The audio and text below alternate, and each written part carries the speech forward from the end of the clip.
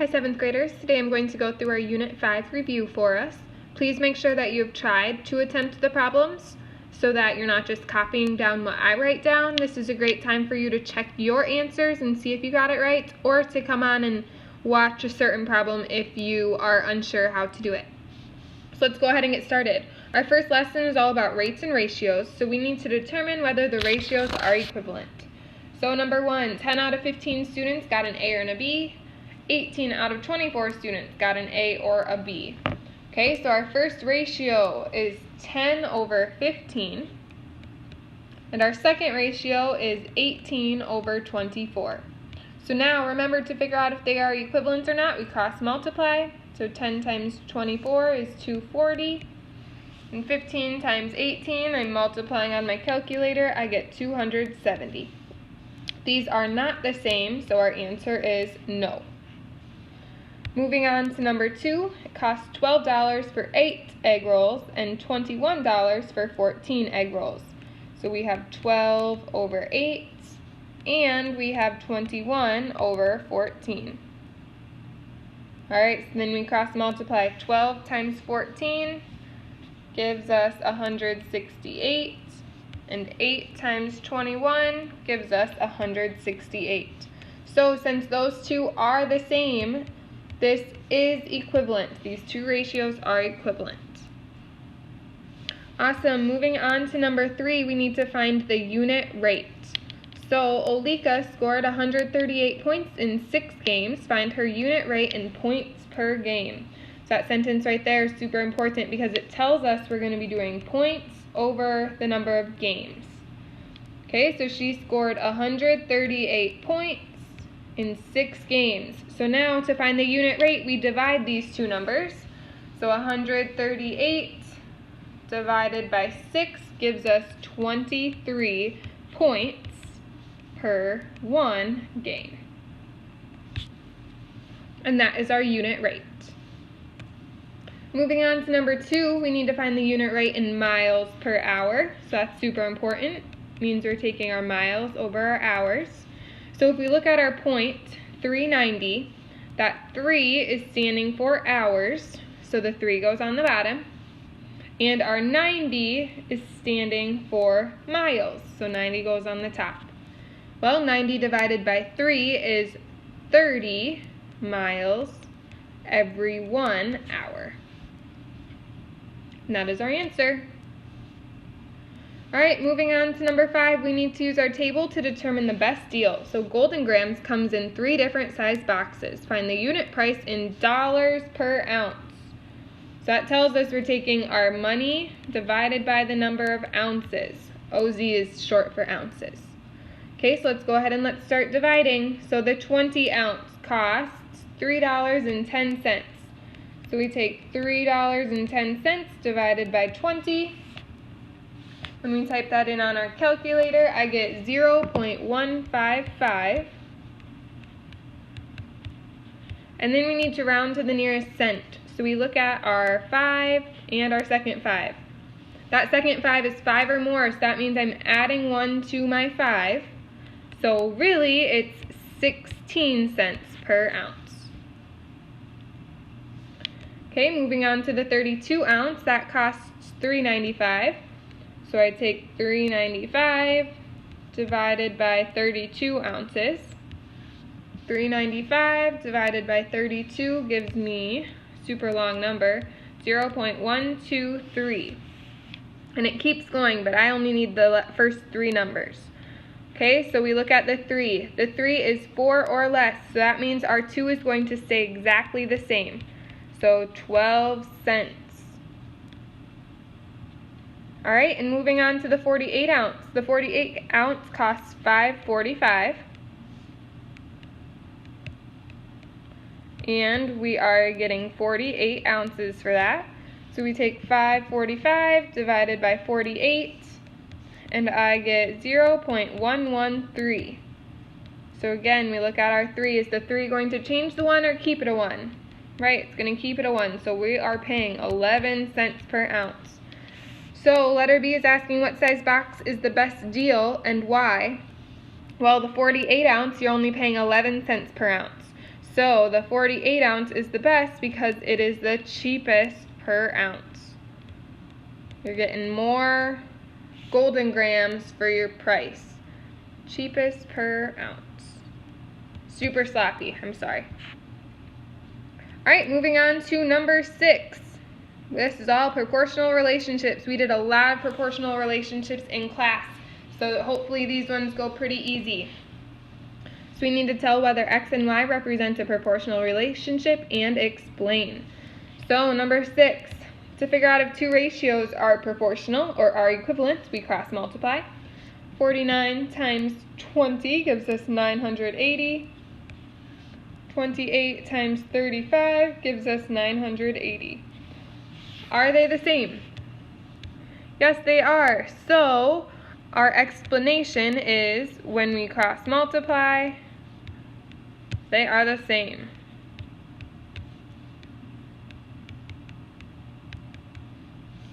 They are equal. Alright, moving on to number 7. Y equals 2x plus 7. Remember, for an equation to be proportional, it has to be written as y equals kx, where k is just any number. So taking a look at 2x plus 7, it is not proportional because it has the plus 7. So it has extra added to it. So that is why it is not proportional.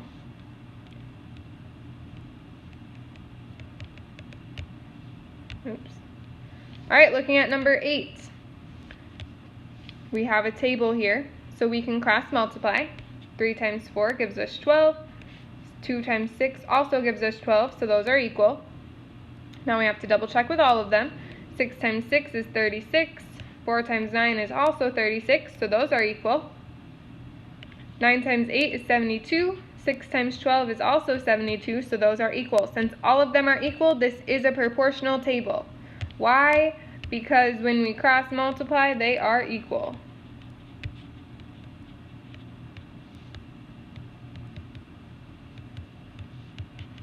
They are equal. I hope you can read that. It's kind of sloppy. Alright, number 9. If a graph is proportional, it has to be a straight line and it has to go through 0, 0. If we notice, this is straight and it goes through 0, 0, so it is proportional. And that's what we would write. It is straight and it goes through 0, 0, or goes through the origin. Awesome. Let's go to number 10. Morgan buys a membership to a laser tag course, which costs $12 plus $4 for each game that she plays. Write an equation for the situation, letting x be the number of games and y be the total cost. So remember, to write an equation, we always start with y equals. Okay, it costs $12 plus $4 for each game. So 12, no matter what, that's how much it costs for the membership. Plus $4 for each game, but we don't know how many games she's going to play, so 4x. So we have our equation. Now let's go down and write our table. So we are going to plug 0 in for x. Well, 4 times 0 is 0. 0 plus 12 is 12. Alright, 4 times 2 is 8. 8 plus 12 gives us 20. 4 times 4 is 16. 16 plus 12 is 28. And lastly, 6 plus 4 is 24. 24 plus 12 is 36. Alright, so now that we have our table done, we can go ahead and graph this. So 0, 12 is our first point, 2, 20, 4, 28, and 6, 36. And then connect your dots. Oop, that was not a straight line. Let's try that again. Alright, so now we need to figure out, is this situation a proportional relationship? So looking at our equation, our table, and our graph, is it proportional? Right, it is not proportional. Our equation shows us it's not proportional, our graph shows us it's not proportional, and our table also does as well. So I like to look at the graph myself. It's a straight line, but it doesn't go through 0, 0. It doesn't go through the origin. And that's one explanation you could put. You could put a ton of different explanations. All right, moving on. Now we're solving proportions. So we have 4 over x is equal to 12 over 27. So we need to cross multiply. So we take 4 times 27 and set that equal to 12 times x, which is just 12x. I'm going to get my calculator back up. We are taking 4 times 27, and I get 108, and that's equal to 12x. Now I need to divide by 12. So our 12's cancel out. We're left with just x. 108 divided by 12 gives us 9. Moving on to number 12. This time we have 21 over 27 is equal to x over 63. We cross multiply. 21 times 63 is equal to 27x. 21 times 63 is 1,323. Now we need to divide by 27, and our 27's cancel, so we're left with just x. When we divide, we get 49. And again, I'm using a calculator. You can as well. All right, moving on to number 13. Mr. Myhock is ordering pizzas for his school pizza party. He knows that 9 pizzas will feed 25 students. If there are 850 students in the school, how many pizzas will he need to order? All right, so our first sentence. 9 pizzas will feed 25 students. Let's set that up as a ratio. 9 pizzas over 25 students. Okay? And then it says if there are 850 students in the school, we need to figure out how many pizzas. So our pizza is x, and 850 students is our denominator. Okay, now we cross multiply. We're taking 9 times 850, and that's equal to 25x. 9 times 850 is 7,650. That's equal to 25x. And then we divide both sides by 25. So our 25's cancel, and we get, holy buckets, 306 pizzas. Imagine having to spend all that money for pizza for the entire school. That's a lot of money. Perfect. Moving on to lesson 5.5, we need to find the missing measurement. So we need to set up some proportions.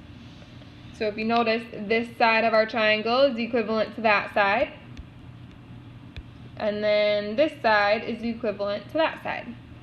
Okay, so setting up our proportions, we have 21 over x is equal to 24 over 42.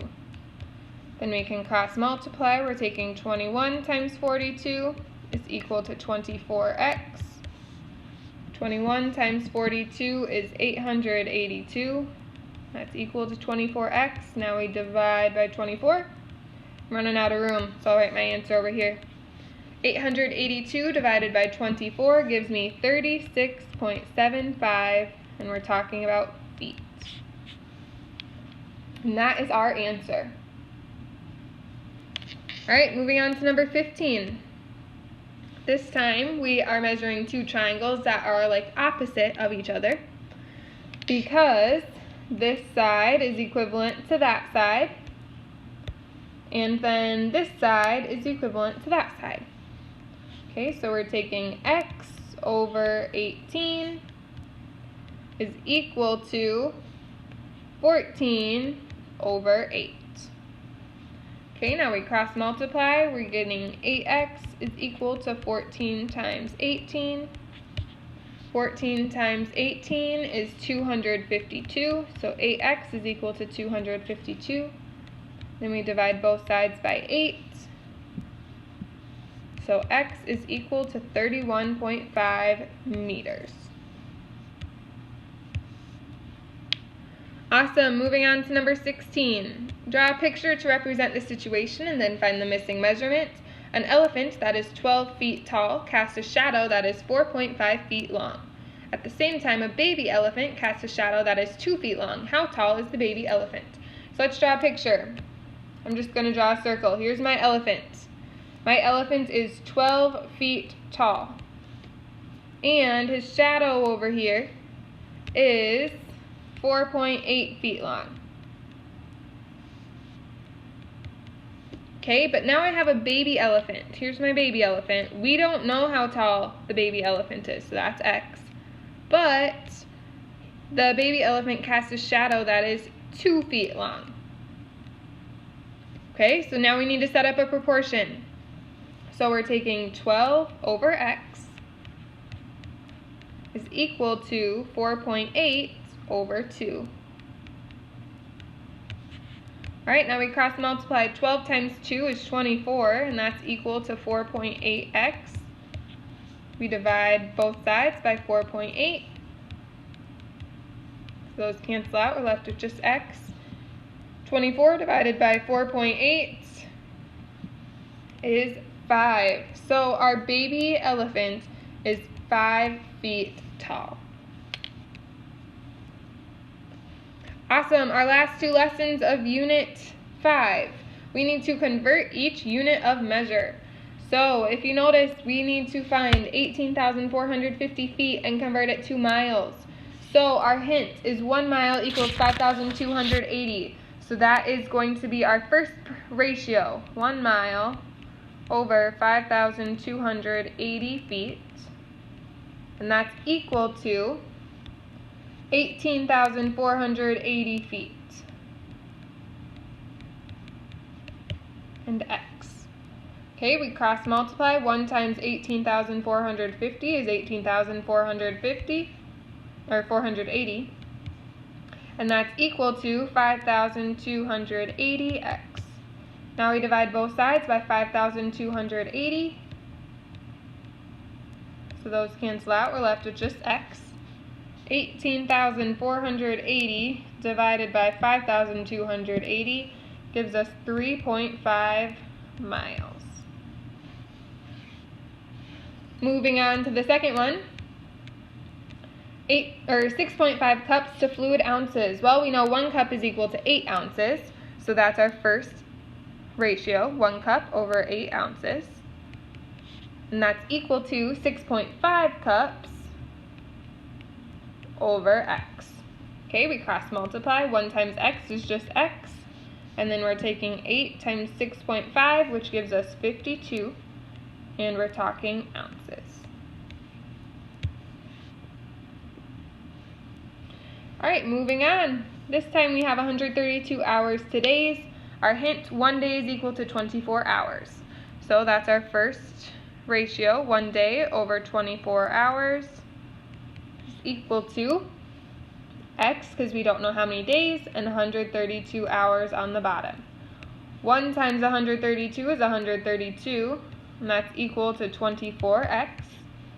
We divide both sides by 24. So we get x, 132 divided by 24 is 5.5, and we're talking about days. And our last one, 75 inches to centimeters. Hint, 1 inch is approximately 2.54 centimeters.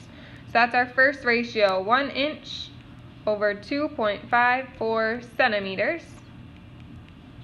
And we want to know 75 inches and how many centimeters that is. So 1 times x is just x. Then we need to take 75 times 2.54, which gives us 190.5, and we're talking centimeters. Awesome, we are almost done. We are on our last lesson. We have 2 problems left. So number 21, we need to use the scale to find the measurement. The blueprint of a skateboard ramp is shown below. If the scale on the blueprint is 2 inches is equal to 11 feet, what is the length of the actual skateboard ramp? Alright, so they tell us 2 inches over 11 feet. That is our first ratio. Okay, and that's equal to, our blueprint is 11.4 inches. Okay, so that goes on the top, 11.4. and we want to know how many feet that is. So we cross multiply. 2x is equal to 11 times 11.4 gives us 125.4. Now we divide both sides by 2, and we get 62.7, and we're talking about feet. And our last problem, the model of a ship is shown at the right. The actual car is 360 feet long. What is the scale of the model ship? So remember, to find the scale, we do the drawing over the actual, how actual big it is. Okay, so our drawing is 15 inches, so that's the top number. And our ship is actually 360 feet, so that's the denominator. Okay, now we can simplify this. 360 divided by 15 is 24 feet, and 15 divided by 15 is 1 inch. So our scale is 1 inch to 24 feet. Alright, so that is our Unit 5 review. I know it was pretty long. If there's something that does not make sense to you, please reach out to me and ask for help. Otherwise, get ready for your test because that's the next thing. Bye.